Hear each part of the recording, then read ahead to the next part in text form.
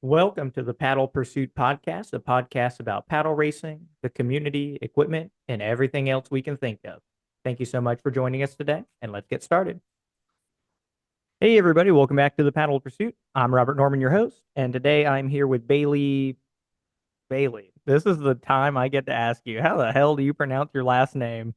I would go with a strong Leist over Least. It's definitely Leist. Leist. Okay, Yeah, I've been saying your name wrong to hundreds of people for a long time now. that is completely okay. I just get to correct them later. It's all good. So Bailey is from the greater Tampa area since she was born, I'm assuming, and has been in the paddle community as one of the few Florida junior paddlers that we've had in the dragon boat world, transitioning now into OC6 and OC. No longer a junior, but in the eyes of everybody around you, you will always still be a junior. And that's just kind of the way that it is. So thank you so much for joining us on the paddle pursuit today. Yeah, of course. Thanks for having me. So we talked briefly about you with Jonathan Rivera, and in the Mhm. timeline of this podcast, that one will have aired, right? So people will have heard your name and heard me and Jonathan bantering and giving you a hard Got it. time.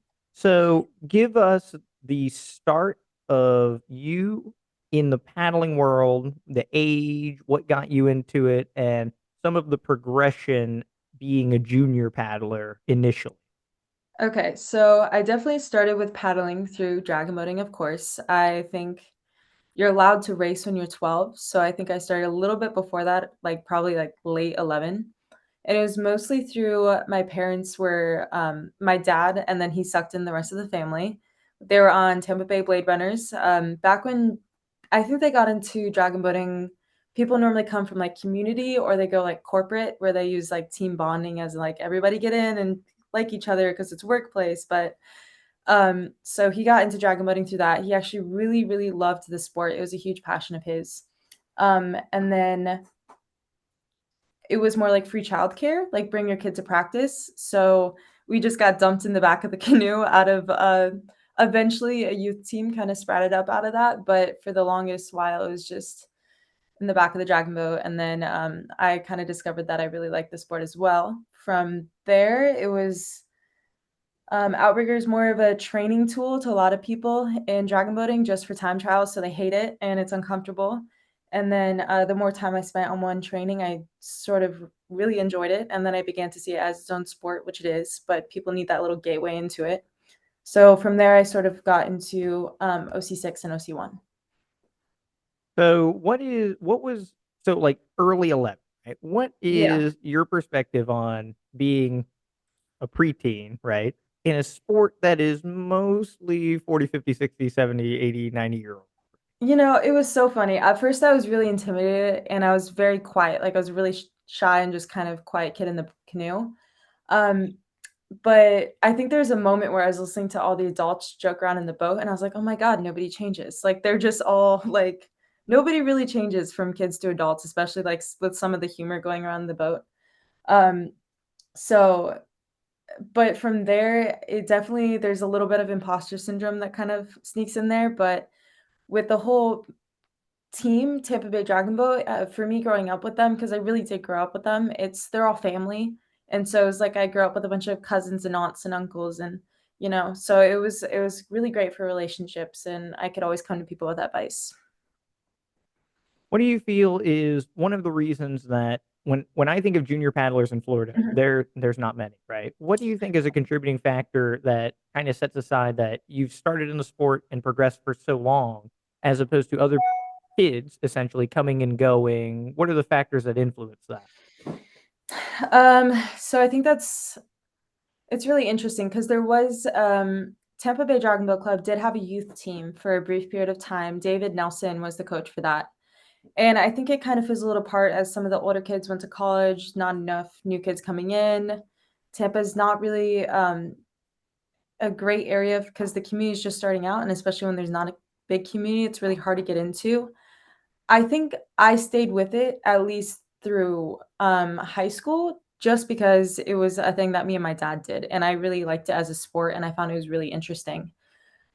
But I feel like as soon as I got older and I started to appreciate Dragon Boat and Outrigger as their own independent sports, that's when I really started to gain the appreciation and figure out that that's something I wanted to pursue with my time and energy, which I feel like it's a little bit harder for high school kids to, unless someone's like really pushing them out there, or there's a community or there's friends that they like that are there, something like getting them to go to practice, or there's incentives. It's hard for them to make that decision independent of themselves. What are some of the things that, as you progress through Dragon Boat into OC1, OC6, what are some of the things that are similar between the communities and different between the communities? And what are some of the things that you like and help you gravitate from one to the other? Um, there's definitely quite a bit of difference in between the two communities. Dragon boating, there's a lot of personalities in one canoe. It's what, 20 odd people, count the alternates in. Like it's just a lot of personalities, and you kind of learn to juggle that. But it's also it's great being part of a bigger team. But I also really like the kind of like Outrigger's a lot more lax. I mean, it can be pretty intense depending on what team you is, but honestly, it's a little bit easier to manage smaller personalities with just like OC6, and then there's not as many people in the canoe, and you get to work harder and go fine tune things just a little bit more, which that can be a little bit harder with getting that kind of like, unless you're in like a tip top shape premier boat, getting that kind of like tweaking into a canoe, you know? Yeah, I can attest that the larger the group, the harder it is to capture all the personalities, right? Like you have people Yeah, that are for going to sure. gravitate to solo paddling, and then people that love having, if there could be a 50-person dragon boat, there'd be people that would jump right in. Like they would love Right. being in that chaos. And for me, I feel like I more sort of started gravitating towards OC6 because I got that team element that I really loved from dragon boating, but with a little bit less personalities. And I also love being on the ocean just a little bit more than dragon boating. And of course, dragon boating single side. I mean, if you're good, you switch halfway through the practice. But it can be a little bit more wear and tear, and especially it's a little bit more constrained in the canoe. So, in the intro, I kind of glossed over. So, Bailey has been like my go-to downwind partner on OC2 days, especially during the week, as a college kid schedule is a little bit more open than your typical. It Uh, was. yeah, and so one part that you have glossed over is Dragon Boat, and then like all the way into Outrigger canoe. But you glossed over the sprint canoe that you had that I have now. So kind of Yeah. walk me through the high knee sprint canoe, Olympic canoe journey, and that whole progression. So that was such a funny little thing that I forget about sometimes. And it was quite clear from the beginning, as much as I loved it and I found it was really cool to learn how to do new things. It takes a lot of work to get to the level of where people are really good at it. And I was just like, this is a lot of work. And I think high school me was a little intimidated by it, but I really did enjoy it. And I think it was a little bit more of a swimming lesson. But Pam Butler, she gave me it was her Heine canoe, her and Scott Miller. And I was at a Clearwater Classic, and they kind of just like, Robert Liu was teaching me at the time, and I was just talking to her about it. And they have such an amazing history with the sport that they're like, oh, yeah, we have this old one just laying around. Here you go. And I was like, okay, cool. So I like strapped it on the car and drove home with an extra canoe that my mom was thrilled about. And I got to practice at the lake for a while. It was interesting. It's really skinny, and then it V's out the back. And I don't know if you've ever fallen out of it. If you try to get back in, how you would a different one, it tips and fills in with water. So there was one time where I almost sunk the canoe, and I did not. It's still with us, but it was a Robert Lou would teach me in the mornings, and I would go like at the pitch black. It was actually really cool with like the bioluminescence, because we would go right off the Courtney Campbell Causeway. And it took a while for me to learn, and it's not something you can do for a long time on end, but it would probably be like 45 minutes in the morning, and then I would rinse off and go to school. uh, Whatever time it was dark outside, it was early, I don't know, and I was probably still had salt water on me, so it was great. So for our K2N members, it's the purple boat next to the OC6 that we have in the yard right now. And for our other listeners that don't know what I'm talking about, try your best to describe the high knee canoe as if you were describing it to somebody that didn't know what paddling was. Like, how would you go about, again, So breaking it down? you're lunging, it's like a really deep, good lunge on think of it on like a piece of plywood that's like tottering, right? And then you're using a stick to hold you up. And that's a pretty good you really gotta have great core strength, and you really gotta be able to fully put all your weight on that paddle. Because if you're scared, you're just gonna fall in. If someone tells you, "Hey, look over here," you're gonna fall in. Like, there's you swim a lot. It really is a swimming lesson.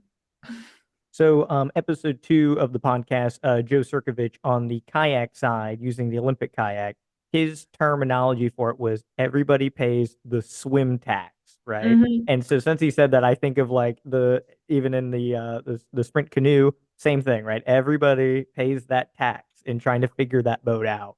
Well, it was great because I went, I think my first experience of like a higher level dragon boating competition was ICF in Lake Lanier. And I got the kids there were really nice and they're all into Olympic canoe and kayak. And so they let me try one of their like skinny little racing canoes. And so that was an experience. And I will say one thing that's nice is when they learn from their little kids, they learn automatically as they're coming up just how to not fall out of the canoe because they don't.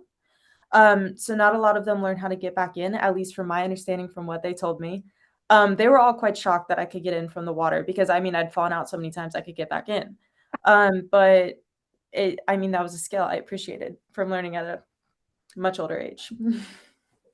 So, through the progression of Dragon Boat, what are some of the big notable races that come to mind when you think of Dragon Boat and some of your accolades or accomplishments or races that meant something to you? Which ones come to mind? For dragon boating, I feel like growing up, like the big one. Do you remember when they used to have it at Disney? Yes, yeah, it's That was one of technically my first races, like 2013. gotcha. Yeah, it's still Yeah. Orlando International is still kind of that Disney. They just Right, moved it over, but yeah, yeah, the right. original Disney. That was, I feel like, pretty memorable as a kid for like coming into the community, and it was right in Disney shops, and I was like running around with everyone else. Like it was a lot of fun. It was a good introduction, and then I feel like some of the bigger races. Um, I went to Vancouver when I was 16. My parents put a lot of trust in me on that. I just went with the team and worked to pay for it, and it was a really amazing trip. And then I feel like the next step up was ICF, like Lake Lanier, and then IDBF. I went to Thailand in 2019, 2020-ish. Yeah, 2019. And that was I was U18, but I was on U24 team. And that was a really great experience for me. What is your perspective on the youth category national teams? So I have a lot of info on like senior A, B, C, premier, but I don't have a lot of intel on the youth because like on the East Coast, we don't send or contribute that many paddlers to that organization or program. It's Yeah. predominantly West Coast paddlers, right? So Oh, what's for your sure. take on being part of that?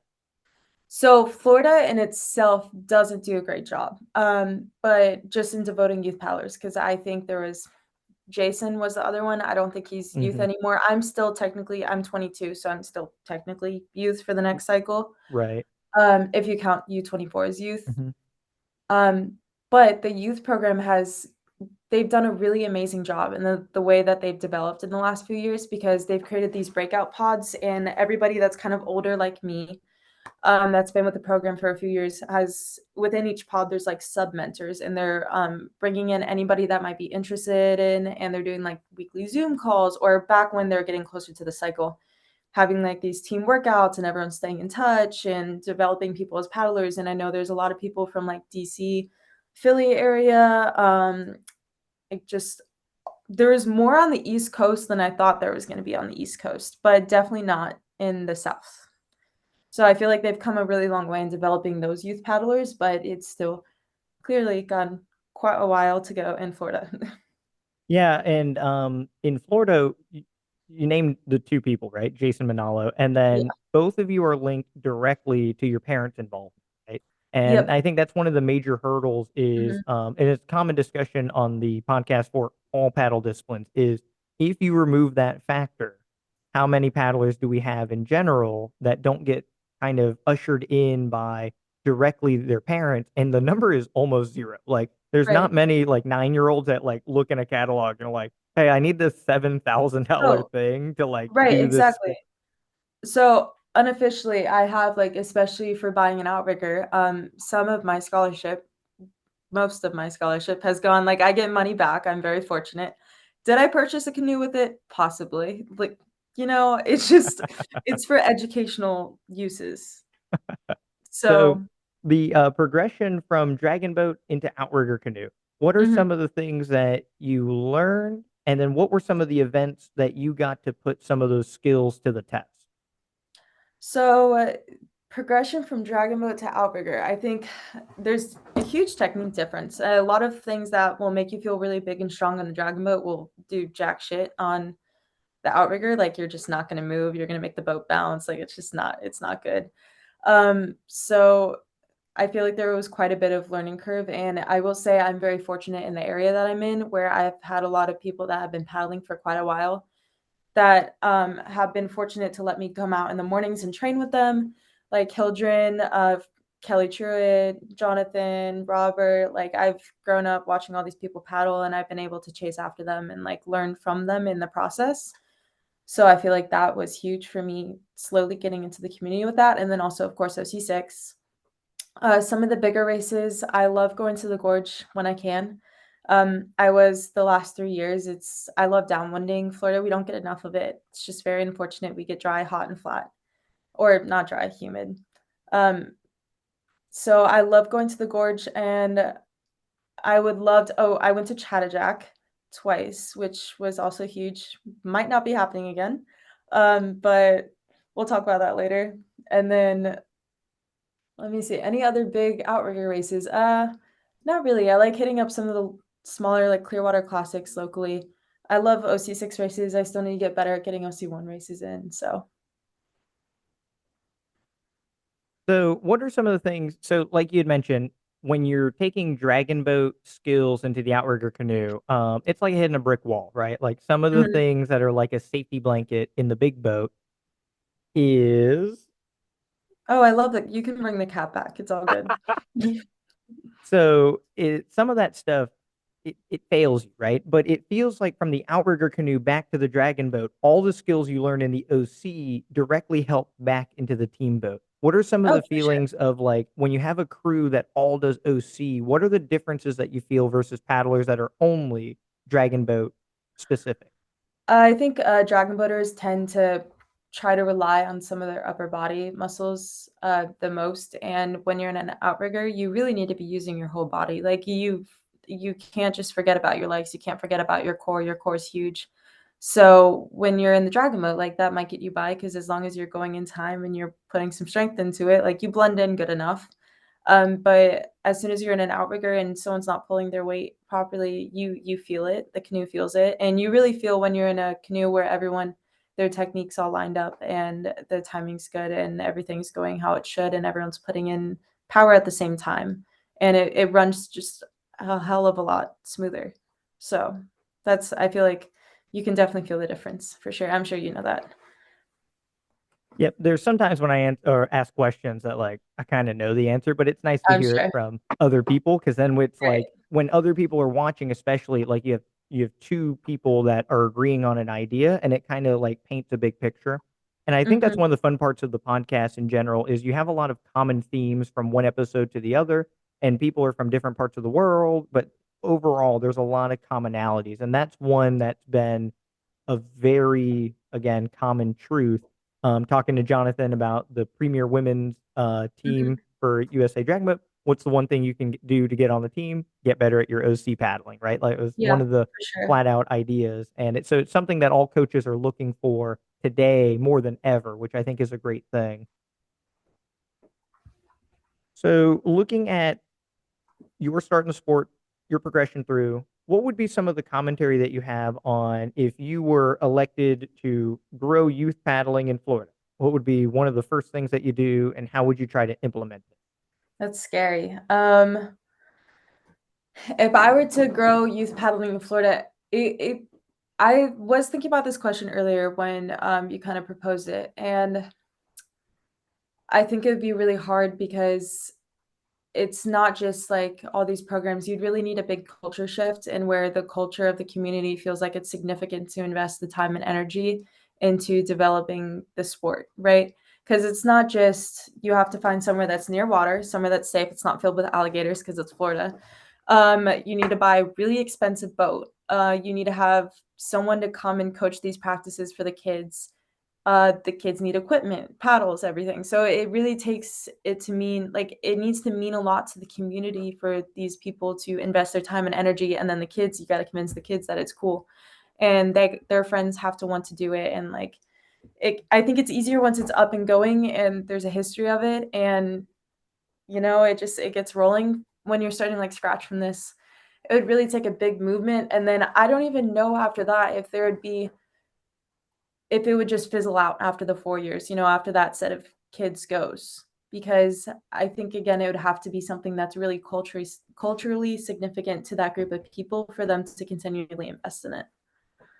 And that's another commonality in as we talk about distance paddling in general, right? So for like surf ski and kayak, the answer always comes down to building sprint kayak clubs. Will build Mhm. the group. Dragon boat is part of that same paradigm, right?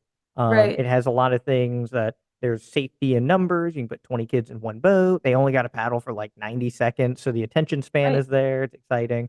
But like you said, there's this chicken and an egg situation. If you develop one program, who do you race against, right? You race against right. other senior teams, or That you too. have to have a second program. So once the ball gets rolling, the infrastructure builds on itself. But if you don't have that full infrastructure, that one team can only compete maybe at a national event or an international event. Mhm. And then it's a lot of time and effort just to showcase your skills once a year, right? Right, and I think it's also a hard sell, on the parents in that case when it's just they're putting so much time, effort, and money into it. And then they can also just as easily throw their kid into rowing. Hopefully, they come out in 6 years and pop out a scholarship, you know? I think there's just a lot of other options where it's a lot easier, and it would take, people to care a lot to fix it. Yeah. And it points to why it's not more popular today is because these are some of the roadblocks that are in Mhm. place. And there's not really a good answer. Like you said, like if somebody just came in with like millions of dollars and could jump on a jet airplane and coach five teams in five different locations, like you could get the ball Right. rolling, but nobody's Well, willing to, throw their hat into the ring. and it's interesting because it is popular within subsets where people are willing to go and do corporate building events, or they're willing to, I know Tampa Bay Dragon Boat Club or Tampa River Center works with, like, Wounded Warriors projects, and they do a really cool job with that, so it can be really great within organizations, and I think it's always older people in those organizations, so I think it takes people with a little bit more, time, effort, and energy to invest in that. On the OC1 and OC6 side, it's a very similar conundrum. The West Coast has a lot more, like you said, like cultural significance in it, not in like ancient paddling disciplines, but like they have an OC6 racing season, Mhm. and a lot of people haul their kids to it, right? And then they get to, kind of sit at the team 10 at 7 events for 15 Right. years, and then they eventually grow up to go into the boat. At Chattajack, we had Judson Gray at our house, and he was kind of Yeah. explaining his start, and it's like he's like 20, and it's like, oh, how long have you been paddling? He's like 15 years, and I'm like, that's not fair, Yeah. man. Like that's, but It's interesting, but and I also think that's further where Florida is at a disadvantage because, in that kind of situation, you have people that heard about like Outrigger from a young age and grew up in the community from there, and then you also have the pullover from Dragon Boat where they're figuring out about Outrigger and they're like, "Oh my god, this is great." So they have like 2 funnels into that system, and then people only really find out about Outrigger, in Florida. I mean, besides the one,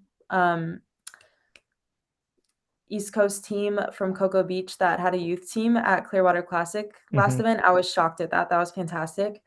But they only find out about it if they're in Dragon Boat, and then they find out on some shitty team boat that's got a few holes punched in it, and it really isn't fun to paddle on. And yeah, so it's a further at a disadvantage for there. Yeah, there's definitely a tier system, and not a lot of especially solo paddlers, like they don't want to acknowledge its existence. But if we have a pyramid, the bottom of that pyramid is dragon boat. Like the amount Oh, of people that come into the sport, number one is that, and then the funnel system, OC6, OC1, surf ski, sprint kayak, sprint canoe, like those are things that are further up this pyramid. completely. If I was new at an event, I probably would not say that. I mean, anyone that spent a lot of time around Outrigger, they don't really go around saying I'm a dragon boater because everyone goes, ew. Like, you just, it's not cool.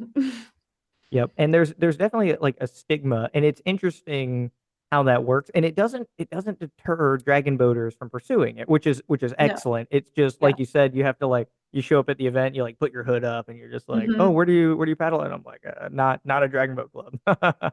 Yeah. And even when I started my club, like the whole point of naming it Kanala Nui was so I could drop the dragon boat part when I went to an event, and it's like Kanala Oh. Nui, like Lokahi and Kaianiani, and like See, I just didn't know having the there's an Hawaiian ulterior name. motive. That makes sense. Yep. Yeah. And long before I even started the club, I knew there was a stigma. So if I showed up Mhm. as such and so like Hernando Dragon Boat Club at an OC6 event, you Oh, lose gone. this credibility and it But makes wouldn't the it day be rough. even better if you beat them with Hernando Dragon Boat Club? And then we have like wood paddles and like, like cotton t-shirts and, I and mean, you we're got all the we're all neon paddling with dragon boat so paddles and stuff. It'd yeah. be, the highlight of my Mhm. life. So looking at what talking about favorite events, you had mentioned Chattajack again, a big common theme with some of our first episodes. What is one of the things that went through your mind when you first heard about Chattajack, and then what made you eventually like plan on doing that event?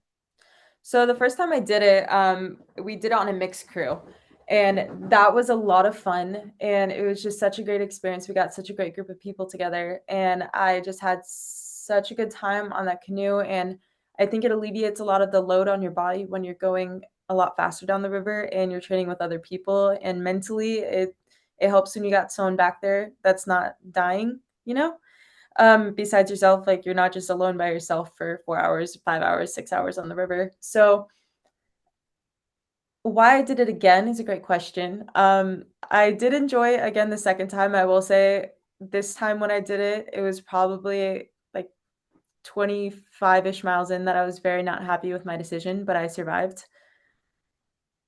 I think I would consider doing it in the future again, everything permitting, but I think people definitely need to be smart in it for sure and the way that they train. All right, so I've cornered you into controversy, right? So this episode, and then probably like two or three from now, we're going to talk with Joel Pekosh, who is the guy in the surf ski that got run over by the OC6, Ooh, right? scary So moment.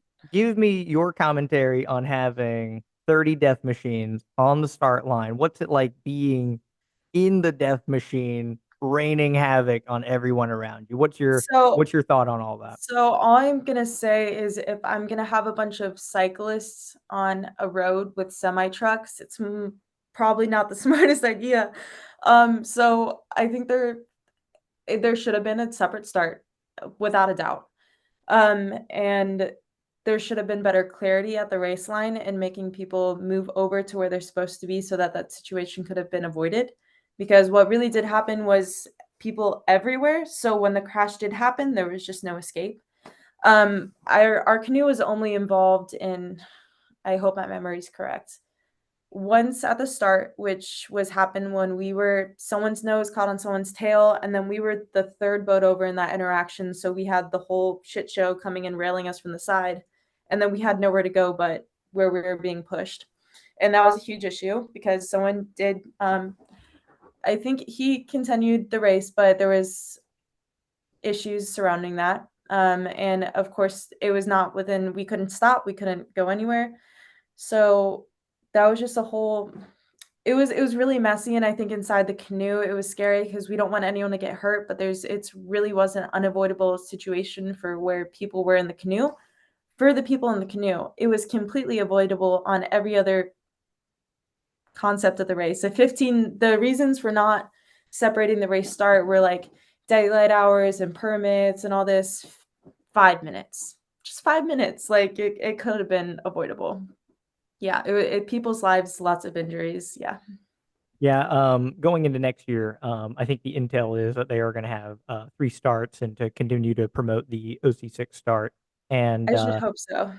I think it takes like events like these transpiring for the community to kind of like learn. There's a big disconnect. Like when you paddle in an OC6 and you're in one all the time, you have like a respect for like how Mhm. crazy that boat can be, right? And Versus especially people that don't steer. and that's exactly right. Like if you've ever been on the steering deck one time, you get an understanding of what's going on. And a lot of people that run into issues are solo paddlers that may have never seen an OC6 before, and they don't understand like it's not a ruddered boat, right? So you don't just hit a pedal and go in the direction you want. It's a list of maneuvers that you have to Mhm. clear on a 45-foot boat. You can't see the nose, you can't Right. see the tail behind you. And there's a lot of, and like you said, when the tail gets caught, the tail slides around to move the nose. So you need your Mhm. tail to move to the right to move the boat to the left. If you have an obstruction, you literally can't move. You're locked into going straight Yeah, forward. you have no choice in where you're going, and unfortunately, like, that is what happened with that crash, but I will say I've seen footage, it's not the same as being there. I saw it from across the river, not the same as being there, but there looked like to be quite a few incidents that could have been avoidable. Just saying that, that's all I gotta say. Um, but I think people do sometimes get caught up in really enjoying the race and weaving through the canoes, and it's a fun race, it's part of the fun, you get to pass people, I do understand, but, safety. So you had mentioned that doing Chattajack is potentially hazy, right? So you had mentioned this off camera, and kind of go into even though being a young paddler, you're not immune to some of the things that plague long time paddlers. Oh, of course not. Yeah, so soft launch on my little injury. I my shoulder's a little messed up. It's got some clicking, plopping issues. Right after Chattajack, I felt like I tore my rotator cuff. Honestly, it was like I really couldn't lift anything. I was like, "Oh, this is really bad." And then it started to get a little bit better. I got it checked out, whole MRI, everything. Basically, my tendon's sliding where it's not supposed to be, so I need surgery. Yay, reattach it. So once I do that, the orthopedic, he was pretty firm on like recovery's really good, rehab should be fine. Like once you get everything fixed away, like I should be back to paddling by early next year in the very least, depending on when I can get the surgery. But I will say as a young paddler, it's interesting because I'm still in college. Most of the time I'm taking 4 or 5 classes. I'm in my undergraduate. So it's a lot of time and energy. And then I work 20, 30 hours a week. And then I find time to paddle when I can. And with training for a distance race like Chattajack, um, I can't tell you exactly when the injury happened. I do remember one specific paddle that it was probably like a 2.5, 3 hour paddle, and I could just hear it clicking around and moving all the time. And I was like, oh, this is really not good. And I had worked a catering event the night before and I got 5 hours of sleep. So I think there's something to be said about being careful about balancing your work life responsibilities. And that wasn't really something I had the luxury of because I put it in my mind. I was like, oh, I want to do this race, but you got to train for it. So I think it's as much as I kind of like want to just tough it through and be like, no, I can do this. You really need to be realistic about your body and listen to your body and be like, this is what you need to have the proper training times for. And you need to balance your training time in the gym and then, all these responsibilities. So you learn very quickly what your body doesn't like and what it does. And I should be fine after I get the surgery. Yeah, the stress is an interesting thing. So, like lack of sleep, like that's your recovery phase. Stress Yeah. inhibits your recovery. Hmm. When you look at Olympic athletes, they take those things out of the equation ideally by being at the Olympic training center. So they don't have any responsibilities. Everything's done for them. They simply Right. train. They try to stay super low stress. That way they can recover. They nap, sleep, all these things, right? So when Hmm. you do take those factors away, you're right. Like being an athlete while trying to juggle the rest of your life, everything in your life takes away from your performance, right? Oh god, And let's talk about how roommates were having a party at 4 AM, and when I have to get up and train the next morning for I was like, "Okay." Like, it's a whole different it's us as average individuals, like these weekend warriors. I mean, most of us are more than that. When you're trying to really push your body like that, I should know it, especially concerning my major, because I that's what I study. But you think you can do a lot more, and it's really, really easy to make a really small mistake that lasts a long time. Yeah, I think everybody's been through that. And it sucks that like most people have to kind of learn from experience, but it's like not that your injury is a good thing, but it's a learning tool for somebody, right? Like even being young, right? Everybody Mhm. still runs into these. If you overtrain, you overpush, you will hit the wall and your body will stop you in its tracks and it'll force you to recover, right? So torn Oh, quite ligaments or literally, whatever. yeah. So, looking at cattle races in Florida in general, what would be Okay. something that you would like to see emerge or evolve? Being in the community for so long, watching events come and go, what are some of the things that may have been a big draw that may no longer be here, or things that you think would entice you personally into attending events? Um, I think it would be cool again to get some of the playing field evened out in terms of age. Saying that, it doesn't really mean anything because there's people that have paddled 5 years less than me or 20 years more, and we all might be at the same level. Paddling's so unique in that way. And there's people that are 30 years older than me, and they'll completely just leave me in the dust, you know? So paddling is really cool like that in a sport. So as much as it would be cool to have younger people, I'm not really sure if it matters that much in Outrigger. Um, but it would be really cool to see just in general more teams in the area. I don't know if that'll happen at all because in Tampa, there's not a ton of teams to choose from for OC6. We're a good sized community and we're growing, but I would love to see more growth. I don't know. Again, just putting that out there.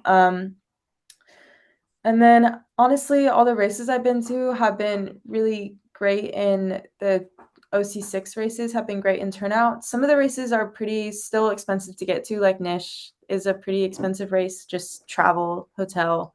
Miami hotels are crazy. Um, if maybe there would be more fundraising with race fees, but honestly, they're not that high. So I think Florida does a pretty good job of putting on what races it can. I think it just a bigger community would be nice. Do you know the hotel chain? It's like the Ramada Inn is with I'm a scared. D, right? Like Ramada Inn, like it's like a national chain. So for Nish one year, I was like, oh, I got like $80 at Ramada Inn. I think I I've heard about this. and I got there and it was Ramado Oh, okay. Motel, and it was Yeah. like I got there and it was like it was one of those Uh-huh. places you could pay for like by the hour, and I had like booked Mhm. 2 days, and they're like, wow, you're there 2 days, man. Like that's like good luck. That was Scary. a But yeah, you're right. Miami is it's a whole different It's an country down there. investment. No, it is. Yeah, And it's that's why expensive. Like, sometimes, like, going to races like Chattajack, is it really that much more, like, you know? yeah, downtown Chattanooga, you can get into like a nice 3-star hotel and it's like $150, and then and Mhm. or you can get the Ramado in Miami and it's For $90, and you gotta 250, you you gotta know? put down the steel shutters to make sure nobody jumps in the window on you. Mhm. Yeah, exactly. So, looking at your progression so far, what are some of your goals for the future, whether it involves OC6, OC1, Dragon Boat? What are some of the things that you have on your radar for immediate goals that you want to try and get to? I think it's my last semester of undergraduate, in college, and I am planning on pursuing my master's degree. Saying that during my college time, I've kind of had to take a little bit of a step back from Dragon Boat. I figured I don't have a lot of time or energy and trying to balance. I mostly prioritized Outrigger just because that's where I felt like I had times in the morning and that's where I could invest. I could felt like I could get a better whole body workout. And so I felt like if I had that hour and a half that I was going to go and push myself, I was really going to push myself. So I would like to coming in the future kind of get back into Dragon Boat. That would be amazing because I really love the people that are in that community. And again, they're like family for me. So it's something I really want to put some time and energy in the future to getting back to. Outrigger, I don't think Gorge is a possibility this year. Once I'm all good with the surgery, I think my top priority is going to be PT. Um, and then just getting back into it's gonna be, I'm sure, rough getting back into it and just building everything back up because it's gonna be really weird. I haven't been back on the canoe since October because I knew something was messed up, and I didn't until I knew what it was, I didn't wanna mess with it, and I didn't wanna make anything worse. So it's gonna be a very long forced break, that I'm gonna miss it a lot, and I'm probably gonna have to go dust off my canoe every once in a while. But getting back on there as soon as possible is going to be a top priority for me, as well as figuring out kind of new balances within my school year and everything. So yeah, I'm going to be kind of seeing where it comes and goes and just getting myself back into shape when I can, and then getting back into the parts of the community that I've been missing. Yeah, if you need somewhere for your canoe to, get It used, will never I know. disappear. It might come back a new color with spray paint. I think high vis pink is going to be a great color for the canoe, and I think Fantastic. after you see it, you're gonna like, this isn't so Yeah, bad. of course. So with Bailey's injury, I did offer OC2. You can sit in seat one, no paddle, and I'll just haul you to the finish At line. that point, I think I also had the plague. Like, the flu was going around when Yeah, you I think you offered were that, and I sick. was like, "I really don't think you want that." What I needed was your vehicle at the finish line. Like that's it. Yeah, Like I yeah, would no, haul I was you also just to get in the car fooled. and haul it Yeah, back. And so in the next couple of months, you can have two slings on and just sit in the uh-huh. front, and we're gonna Oh, it's just one shoulder. We don't need to say 2 slings. It's just no, one. like you need both of them incapacitated, so you don't get any ideas on trying to use both arms Just on a one paddle arm stroke. paddling in the back. It works for some people. It might work for me. So, being part of the Team USA program, there are going to be people that click on this video because they recognize your name from the rosters or from the Okay. Team USA program. What would be a piece of advice getting to that level, being part of that program? If you could give advice to somebody that was aspiring to get to that point, what would be something to focus on or train specifically? Um, I would say that, definitely don't skip, like, strengthening kind of, like, your body weight fundamentals and really just getting yourself into shape, conditioning wise. I think that's huge. But then also, like, again, like Jonathan said, spend time, like, a lot of time on, Outrigger. Maybe spend the little things on Dragon Boat where you need to, like, if you need to fix your timing or, like, get with your coach's technique. Um, and then really spend a lot of time pounding on outrigger and like getting to know the sport and the technique through it. But then I think that also a huge thing, especially for someone that's like just entering the community and they have this like as their dream, don't be scared. I feel like that's something I was really scared of. Like as I was younger, I was like, "What? There's no way I'm good enough. There's no way I could actually get to that level."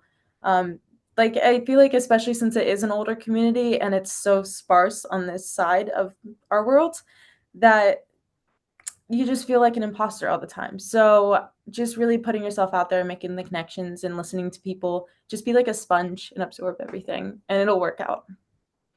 What would be a piece of advice that you have gotten in paddling that you feel like is one of the most important things that you learned about your paddle stroke that has made you better, that you feel like other people might not have, and is a reason you're separated from some paddle?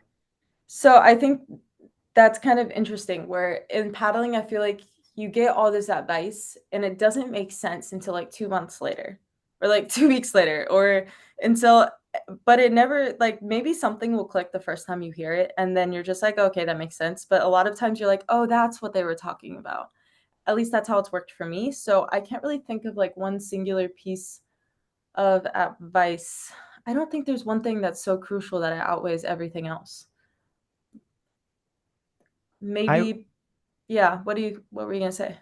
I would say you're right about like things resonating with people in a time period later. And one Mhm, of the things I always say, like, so like giving coaching advice, other coaches will rephrase it differently or put emphasis on something different. And I like to think that no coaching advice is incorrect, right? It's just a matter of how it's said and when the person hears it, right? And mhm. sometimes somebody can hear it and it clicks or it clicks in a week or two. And sometimes you give somebody a piece of advice and it's like 5 years before, like too soon, right? So like you Yeah. have to be very careful Oh, about like how you share some of that information. for sure. I think, someone that really helped me out a lot when I was getting into Outrigger, was Dave Kruger.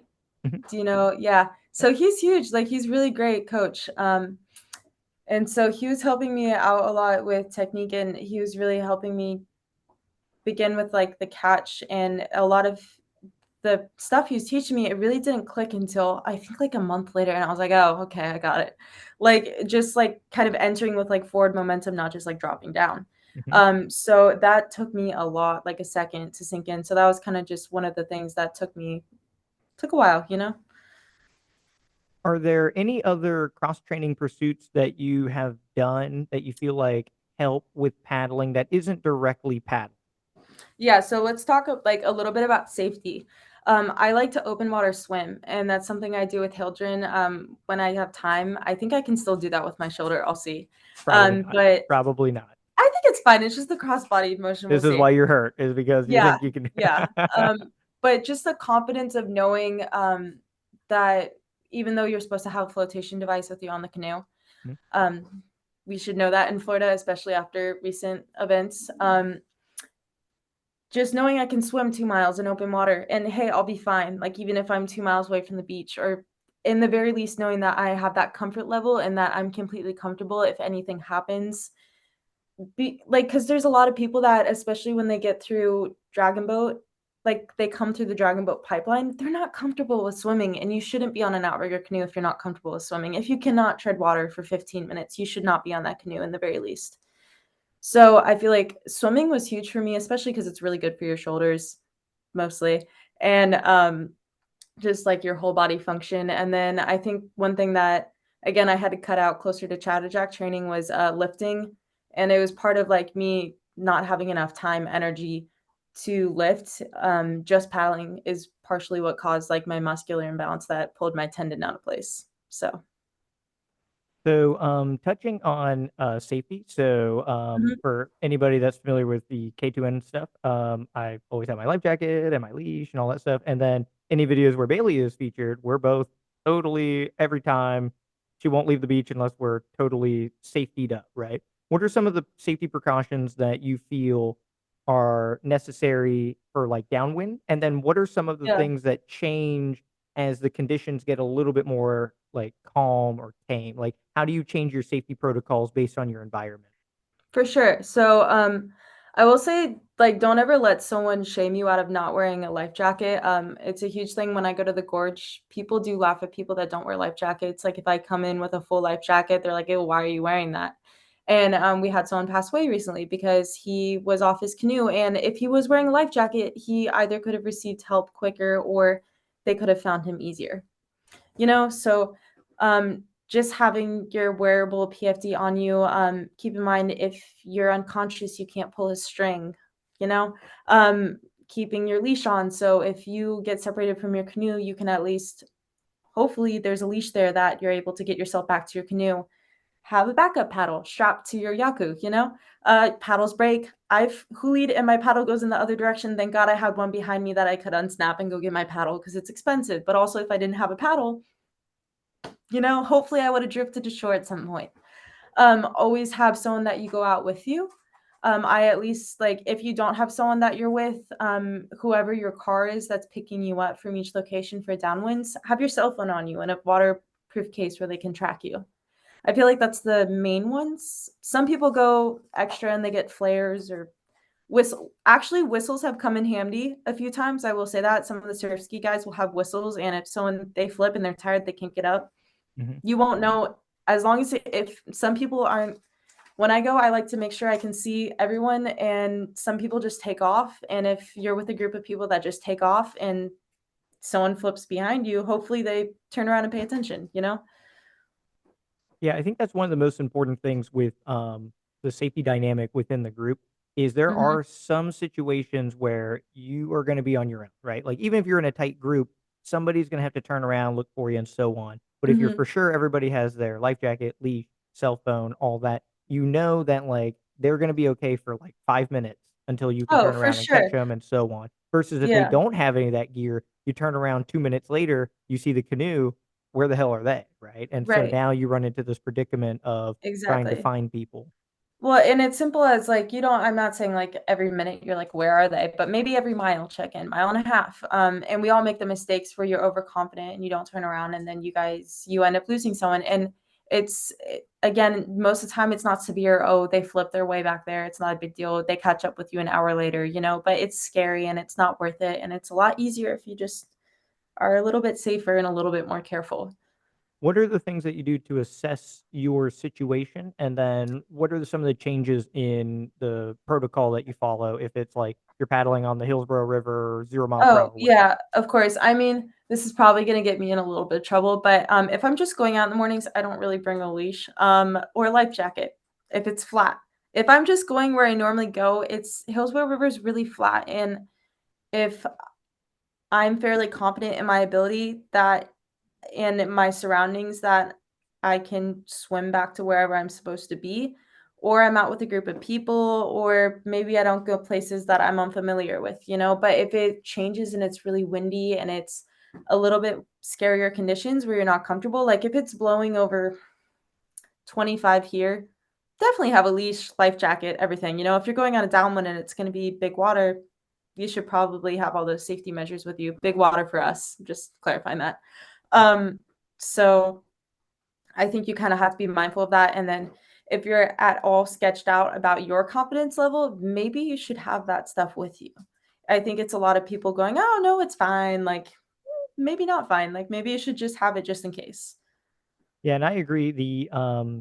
The safety changing based on the environment, it's a natural ebb and flow, especially in Florida. Like you're more likely to die of heat stroke from having a full life Oh, jacket on oh in the God, middle yeah. of So summertime. water, But huge. there's no wind, Yeah. water's super warm. So I mean, some of those safety protocols of like, hypothermia and so on, they dissipate in assessing some of your other surroundings. I think what you mentioned about treading water for a period of time, being comfortable in the water is probably the number one safety thing that kind of supersedes some of the safety equipment, right? Is like when you hit the Mhm. water, if your heart rate spikes to 200, that's the problem. Like that's the thing that's going to kind of get you, riled There's up and jumbled up and so yeah. on.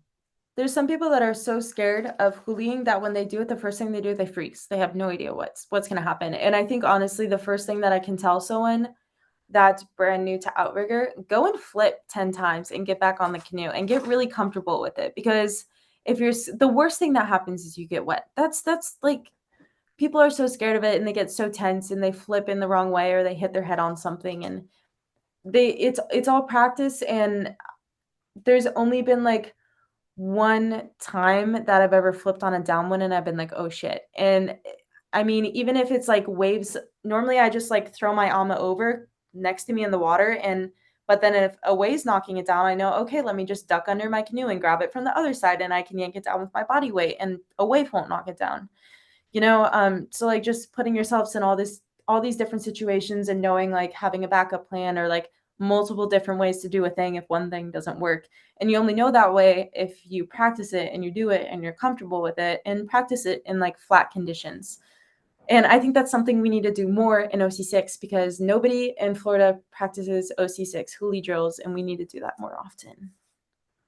Yep. In Joe Sirkovich episode 2, he mentions the swim tax, and in surf ski, he said it's 100 flips, right? And then his mindset Correct. was he would flip, and he's like, only 99 more to go, right? And I think that's a great mentality. Is like if you have 100 flips, like at some point, you just know like exactly what's going to happen and how to kind of recover from that. So the logistics on the OC one's simple, right? Because you don't have to bail out the boat, like you mentioned with the sprint Right. canoe. That's the problem is like bailing that damn thing out. And then Mhm. the OC6, that's the other problem is bailing 45 feet of canoe that has like, you take a 5-gallon bucket and it's like 700 times. You gotta, Again, I've never been in a canoe that's flipped, which is crazy, like, I've never even done a hoolie drill, and I've been in canoes for 5 years now for OC6. luckily there's YouTube videos that break down like Right, what right, seat one I and know six the did, process, I've heard right? about it.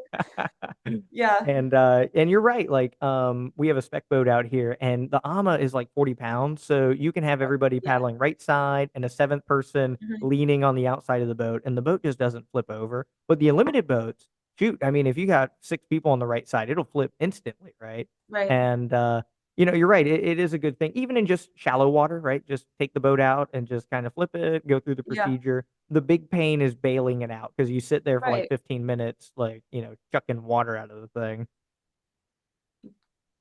So, that is my whole list here. So, is Wow, there that's great. anything that you wanted to share with the audience, the viewers, aspiring junior racers, your peers, whatever you want to share? Unfortunately, I'm gonna be lame and say not really. I feel Uh, like we covered a pretty good, spectrum of it. Not being intimidated, being Yeah. fearless as you pursue your goals. Those are all things that we already talked about. Yeah, make your connections, talk to people, get out of your shell a little bit, all the good life advice. Absolutely. Including things like coming on the Paddle Pursuit podcast and answering a Oh, bunch of yeah, that questions too. for 5 to 1,000 people to see. We'll go a little lower, but yeah. Awesome, Bailey. So, hey, thank you so much for coming on to the show. And Mhm. hopefully your recovery process goes well. And if it doesn't, I will try to chauffeur you on the next downwind so you can still kind of get some of the thrill of our big Yeah, I'll water in drag my Florida. paddle a little bit. Thank you. Awesome, Bailey. Hey, thank you so much. Mhm. Yeah, of course, thank you.